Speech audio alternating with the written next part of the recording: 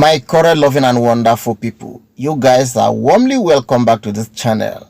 No be smarting, no be smarting at all. Our one and only, a professional relationship therapist known as Blessing CEO. She has dropped another episode again. This one concerned both male and females, man and woman, married or unmarried. In fact, it's just a message for you to take it. When I went through what she said, I saw some facts, I saw some truth, and I learned something from it. In every nonsense, there is some atom of sense in it. All what she said, some people may see it as nonsense, but if you go through it, my correct loving and wonderful people, you will surely and definitely pick one or two things. She said, as a man, you shouldn't marry a woman that cannot challenge your decision. Why? Because she's not your slave. Why? Because marriage is for companionship. Why? Because she is part and parcel of you. Sometimes when you are overpowered, when you think you can take your decisions and nobody can influence it, nobody can say no to it, nobody can question you as a man, that can lead you to a very big forest.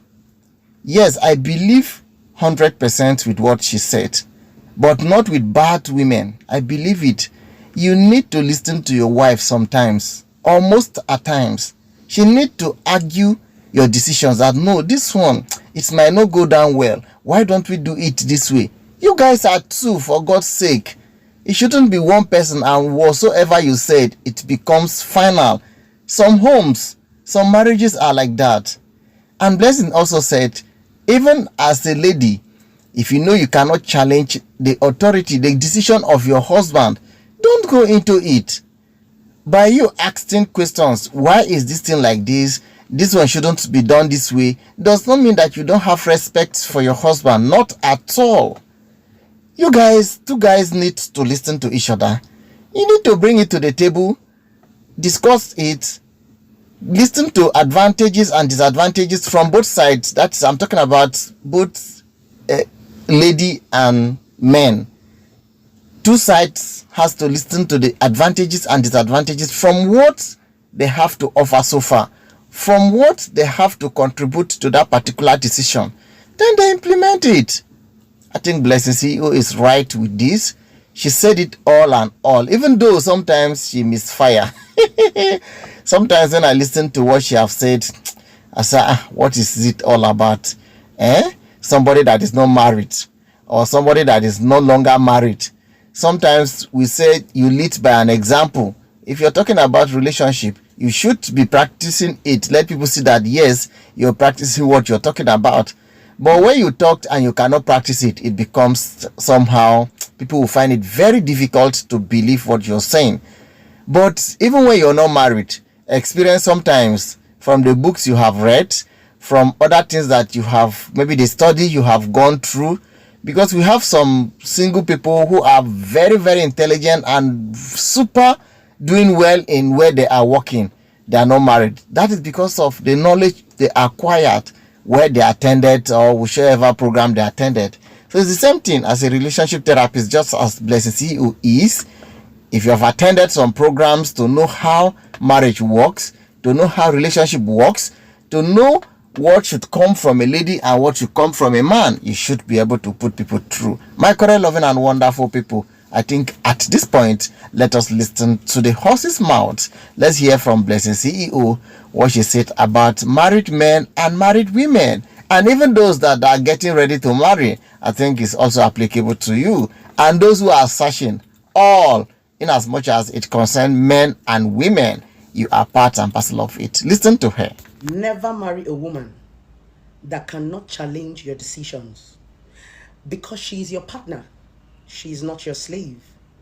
The real meaning of marriage is companionship and support, not stupidity. A lot of women accept their husband's foolishness and allow the men lead them astray, lead them into the bush, lead them to their downfall. You both are partners. So to him, you would politely have to have a decent conversation. Disagree to agree. You guys will make decisions together and finally come to a conclusion. If you cannot do this with your man or your woman, then you are in bondage. When I say you should not marry a woman who cannot challenge your decision, that is not disrespect. It simply means you must marry a woman that is intellectually sound, that you can bring an idea to the table and she said, baby, it's not going to work this way. Why don't we try it this way?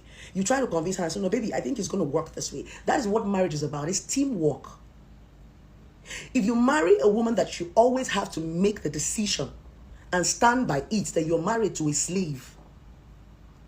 That is why you see a lot of men talk to their side chicks, talk to their secretary, talk to different people. They seek opinions from their friends and family before they can make a decision. It's not supposed to be like that. You're supposed to seek opinion between you and your wife because you know that she's intellectually sound and she has something to bring to the table. Remember, it is the both of you that is raising this family. So her opinion and your opinion, it is needed. You guys need to argue, talk about it, agree to disagree until the both of you come to a conclusive conclusion that, okay, this is going to be good for the both of us.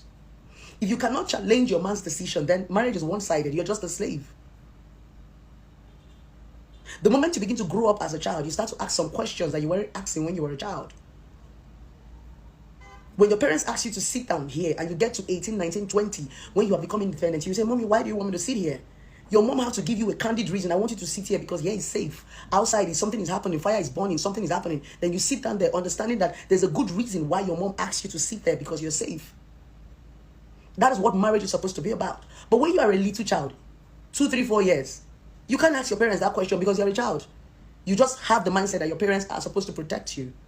But because the both of you are two grown adults that are coming from two different places, raised by two different people, different background, culture, and religion, they have to be disagreements. They have to be they have to be challenged. When I say challenge, doesn't mean fight, doesn't mean disrespect. It simply means, baby, no, it's not going to work this way. This is going to affect me, baby, at the long run. And one thing a lot of men need to understand is that women more than men. That is what God have given to us. We see far. We see the future. Men see now. Women see far because we have children. So anything we are doing, we are looking at the future. We are looking at our children. How many children we have? What is their father going to leave behind? How are these children going to start up? What foundation are we giving to these children? What roots? How do we groom them? That's how a woman thinks. That's the reason why it's always good to marry a woman that you can talk to. Because a lot of you men don't marry women you can talk to. You marry women that you can control. And when you go to a home and see where a man is making all the decision and control, you will see that home will crumble. That is why when a real man wants to get married, he will leave nyash, he will leave breast, he will leave all those physical attributes and begin to look for a woman who looks beyond the surface. Because what you see now is not what you're going to see in the future. That woman is a woman that is calculated, that understands that if I plant a seed now, in the next 5 to 6 years, it's going to germinate and I'm going to have enough fruits to pluck. I'm not going to be hungry. And the more it rains and the rain water the soil and water the plant, it will continue to germinate. That is what is called investment. It is a woman that would remind a man. If not, men don't really think that deep. The deepest a man can think is, I will just build a house, have a good business going around with me, fly abroad. They are not so depth as a woman. Women understand, especially in Africa, that we carry all the responsibility. If the pikin no good, na the mama. If the pikin good, na the mama and the papa. That's why women always fight. Women are more futuristic. They are